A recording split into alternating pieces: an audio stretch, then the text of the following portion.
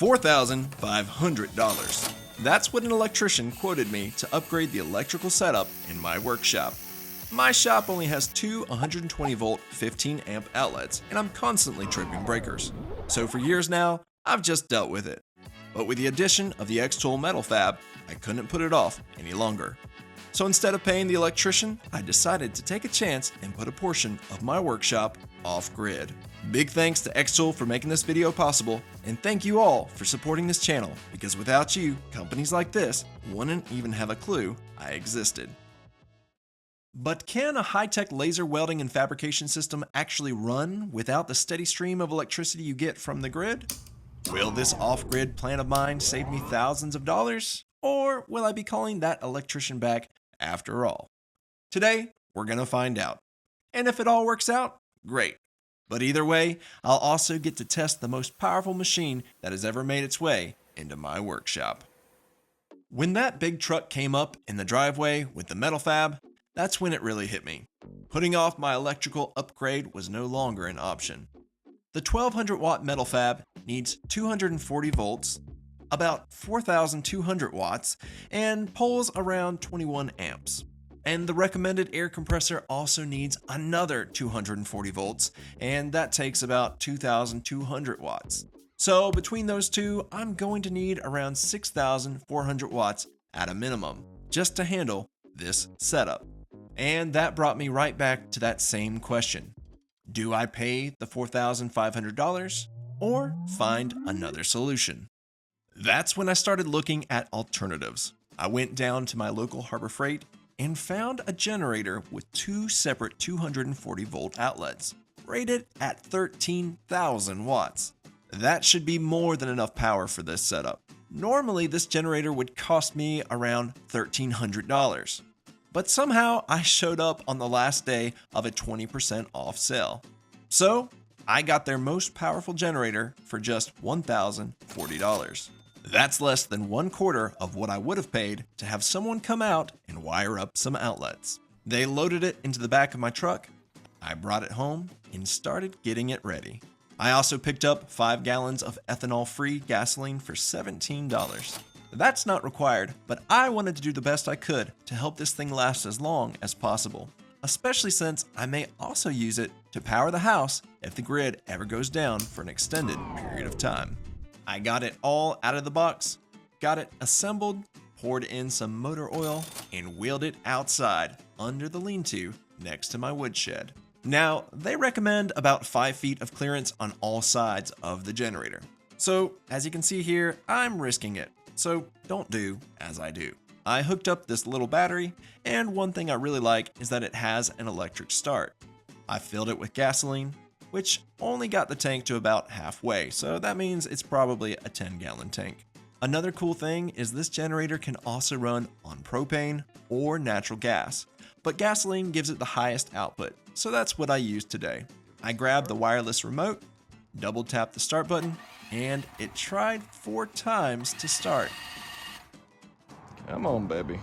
That's when I realized that there's a fuel shutoff valve on the side that needed to be open. Once I turned that on, she fired right up on the first try. I was also curious how far away the key fob would work from, and how loud the generator would be from inside the workshop. In the workshop here, got the key.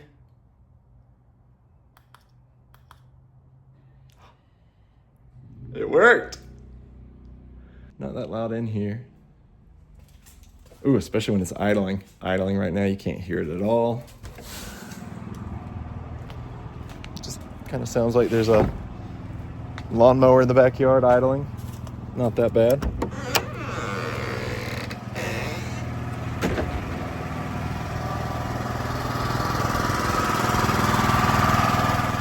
Now that my portable power plant was up and running, it was time for the real MetalFab test. The MetalFab already comes with a 15-foot cable, but that wasn't nearly enough to reach from where I wanted the generator. So I bought a 36-foot 50-amp cable for $130. And I needed a couple adapters to match the generator plugs to the MetalFab style. Those cost me another $38.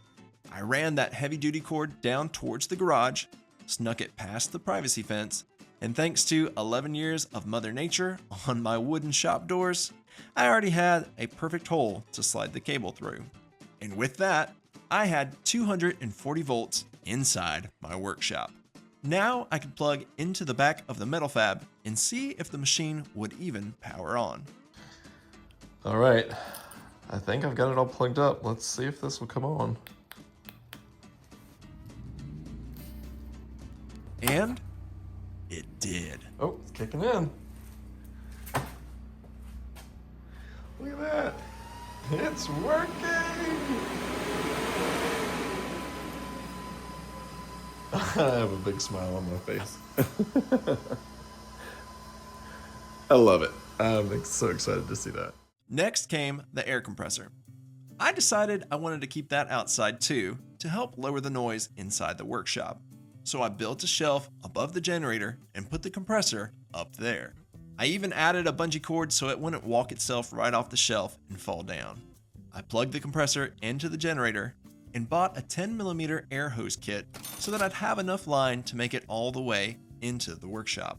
I set up the air dryer inside because running a long air line outside gives condensation more chance to build up. So keeping the air dryer close to the machine seemed like the safest move. And I want to show you why that air dryer really matters. As you can see here, there are tiny droplets of water making their way from the compressor up towards the MetalFab. You do not want moisture getting anywhere near these laser components. That moisture can fog up lenses, crack them, burn them up, and cause all kinds of ongoing issues. So I highly recommend using an air dryer. Now it was time to test the air compressor and laser at the same time. I powered on the generator, turned them both on, and at first everything was working perfectly. The air compressor powered up, filled the tank, and it seemed like the generator could handle everything just fine. Then I let out some air to make the compressor kick back on. And strangely, it didn't. Instead, I got an E01 error code on the screen. Looking into it, that seemed to point to inconsistent electric current. I found where someone said that adding another small load to the generator and leaving it on could fix the issue. So I put a small space heater up on the shelf and turned it on fan mode only. And amazingly, that fixed it. Now the compressor was cycling properly. That meant this off-grid setup is actually starting to work.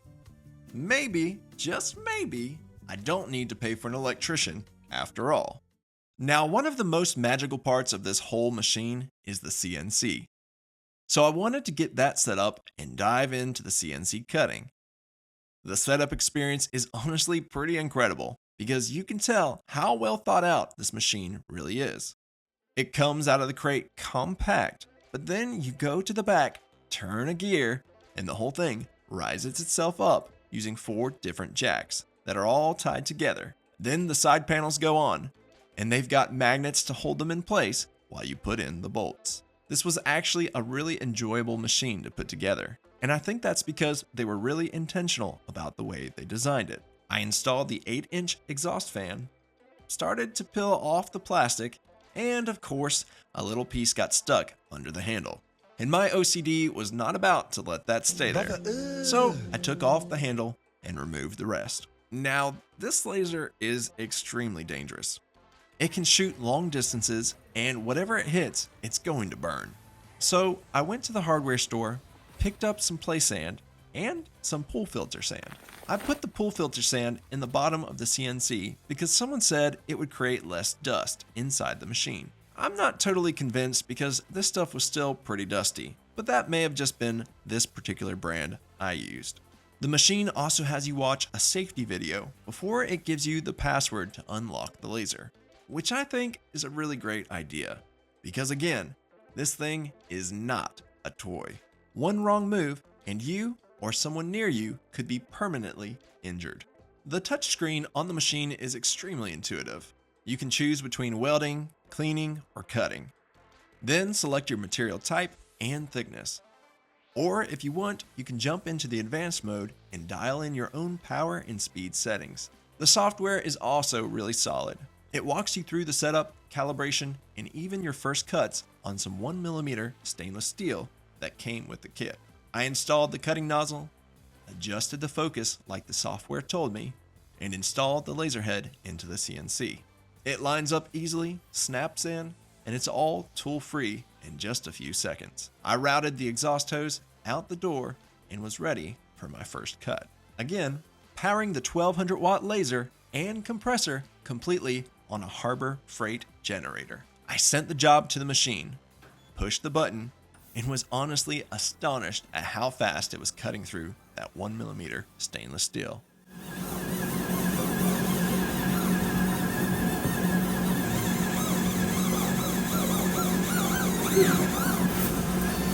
Uh-oh.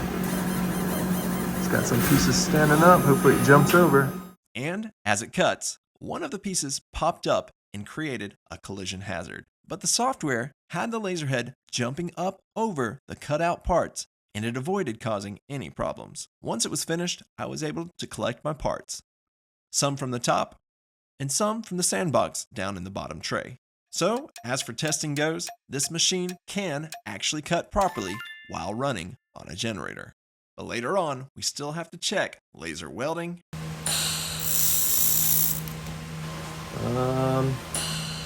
and laser cleaning. Now, once I saw that, I turned everything off, shut down the generator, and started planning some real projects. One thing I really wanted to redo was the address sign I made years ago using a 70-watt diode laser on very thin 0.4mm black coated steel. Now that I can actually cut thicker metal, I thought that would be a great project to upgrade. I measured the original and designed the new one directly in the xTool software. And this free software has gotten so powerful. It's nice not having to jump into a separate design program just to create something. Keeping everything in one place makes the process really seamless. My son has also been asking for a toy 12 gauge, so I found a silhouette online, used the xTool tracing feature to turn it into a vector. There was some sharp edges I was worried he might cut himself on, so I used their vector editing tools and smoothed out those sharp corners. I also grabbed a few more complex files from the xTool project gallery to really test the limits of the machine. Then, with the built-in camera, aligning all of those new designs around the cuts I had already made was extremely easy. Now, the CNC doesn't just cut and clean, but you can also use it to engrave. So I wanted to test the engraving function.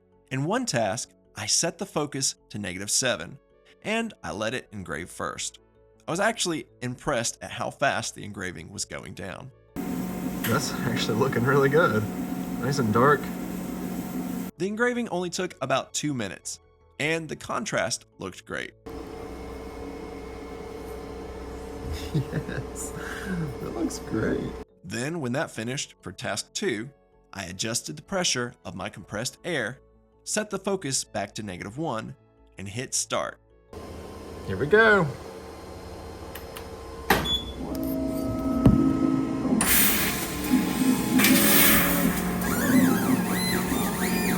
And wow, take a look at how fast it cut out those address numbers. That is real time. It only took 30 seconds to cut out that whole project. When I cut out that thin 0.4mm steel on the 70-watt diode laser, that took 36 minutes. That means the MetalFab was about 72 times faster on material that was more than twice as thick. It's incredible what you can do when you use a machine what it's really intended for. Next, it moved on to the more complex files I uploaded from the gallery.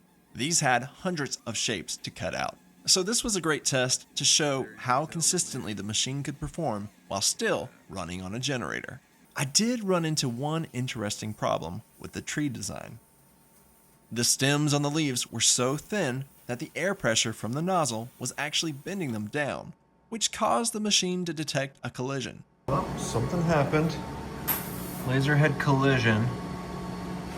And it stopped itself to prevent damage.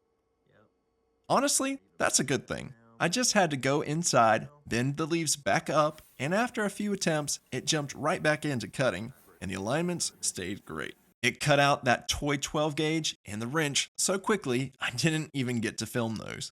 But then it started on the xTool logo with the tiniest little lines, and that became a real accuracy test. All of these pieces together took about 14 minutes to cut, even with all those complex details to cut out. I estimate I'm probably using about 1 gallon of gas per hour of generator runtime. I got my gas for $3.40 per gallon, so this whole job probably cost me about 79 cents in gas. And the address sign by itself, because that only took 30 seconds, that probably only cost me about 3 cents to cut. Now those margins are looking pretty good. Once the machine was done and I started to collect all my pieces, I realized a kitty litter scoop might actually be a great tool to keep nearby for collecting small parts out of the sandbox below. Everything cut out great, with the exception of the circle around the tree design. I think it may have bumped into the sheet metal clamp, which might have caused the left side of the circle to be flattened out a bit. But the amount of detail this thing can achieve with such a tiny kerf is incredible. Plasma cutters are great for thick materials, but you're not doing cuts like this with plasma. Some of these tiny pieces were still hanging in place just because the kerf is so small, but they pushed out easily with a screwdriver. Now it was time to install my stainless steel address sign on my fake rock. And that right there is a major upgrade. I can absolutely see projects like address markers being a great little business opportunity, especially when your cut time is only 30 seconds. You could make hundreds of these in less than an hour. All right, now we know this machine can cut, but what about welding? First, I put the welding nozzle on the handle and clipped on the wire feed line. In the wire feeder, I installed the 1mm stainless steel wire that came with the MetalFab. The feeder also has different wheels depending on what wire thickness you're using. I've also got aluminum and carbon steel wire on the way that I'll use on future tests on other metals that I was able to pick up locally. I hit the forward button on the wire feeder and watch the wire make its way up to the handle. And one thing I really like is that you can also control the wire from the handle itself. So no more searching around for the snips like I do with my MIG welder. For welding, you'll also want a shielding gas. So I had no idea you could have gas tanks delivered through the mail. As you can see, the box has seen better days, but I used Prime Weld and ordered a 125 cubic foot tank of 100% argon for just $290. There we have it. We got our argon for welding. To be safe, I rolled it over to my metal shelf and ratchet strapped it so it couldn't get knocked over. Then I installed my flow regulator, attached the blue hose, and plugged that into the front of the MetalFab. On the touchscreen, it's very simple. You just select the material thickness and wire diameter. Then, when you're ready, you turn on the wire feed and laser. Now, cutting and welding metals creates toxic fumes, so make sure you've got proper airflow or a good respirator. Laser welding isn't as bright as arc welding, so you can actually see what you're doing. They include safety glasses that you can use, but I also have their laser welding helmet, which I definitely recommend. And because we're literally welding with a laser, you have to be very mindful of where that beam is going. Treat it like a loaded weapon. It can reflect and it can travel in unpredictable ways. The penetration is deep enough that I also like to elevate my metal off the welding table so I don't accidentally weld it to the table itself. I attached the ground loop and attempted my first weld. And what's wild about laser welding is that you get to rest the nozzle right onto the metal, and the wire feeder pushes you backward at a consistent speed. This whole process makes it feel surprisingly easy. You can also turn off the wire feed and use the tacking method to just tack pieces together by fusing them to themselves.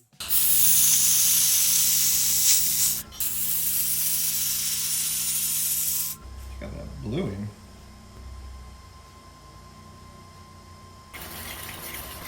Oh, that doesn't look that bad. You can see the heat from the welds is starting to warp that metal. Could probably do less of a setting, or I could even clamp the metal down while I'm welding it. I'm sure that would make a difference. I was excited to put together this little balance bird from the tutorial I cut out earlier. But maybe I was a little too excited.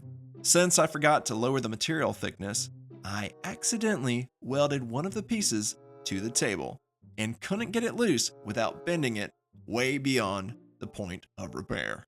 I was able to salvage a little bit of it, but these welds are definitely not a fair representation of what this machine can do when it's set correctly. That's on me, but I'm not here to hide any mistakes. But this gives me plenty of room to improve on my future welds. Now to test the handheld cutting. All you have to do is switch over to the cutting nozzle and select your material and thickness. All right, for cutting, I've got my sand down below where the laser will hit. My piece of metal lined up right here.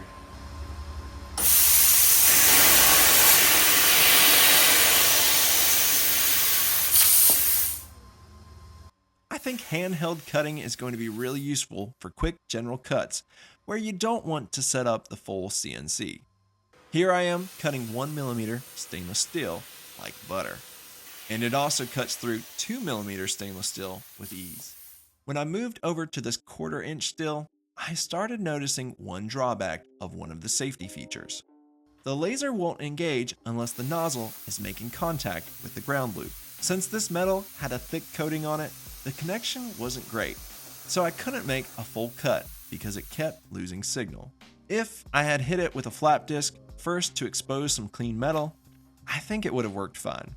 Now, I did find a possible workaround for the ground loop issue, but I want to be really clear. xTool says in the manual not to attach the ground loop to the laser head or use it to bypass the machine's safety features.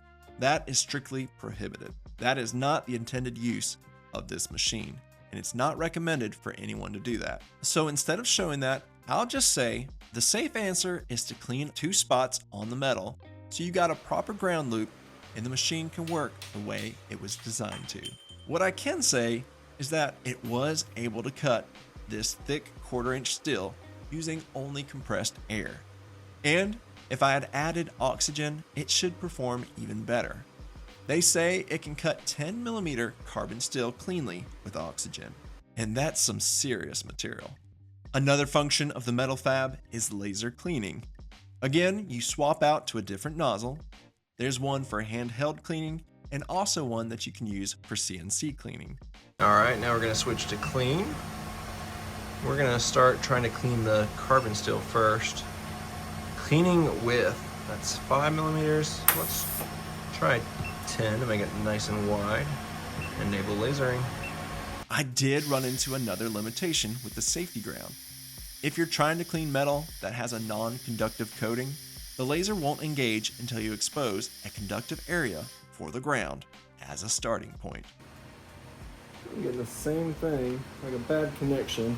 But once you do that, you can work your way across the surface. I think this smaller cleaning head is probably best for cleaning up joints before trying to weld them together, rather than using it for large cleaning areas. But it will still work on rust, mill scale, and paint. For bigger projects, they also have the Max Clean attachment. With that, you install a separate lens into the handle, which gives you a long-range cleaning beam up to 45mm wide. That's about 1.77 inches. This attachment has a different style safety feature too. Instead of relying on metal contact, it activates when the metal wheel on the front is pressed in, without having to clean off any starting point for the grounding loop. So with that, I was able to strip mill scale off steel and also remove decades of rust from this old metal pipe I found buried in the yard. It's honestly incredible. And just listen to the sound this thing makes.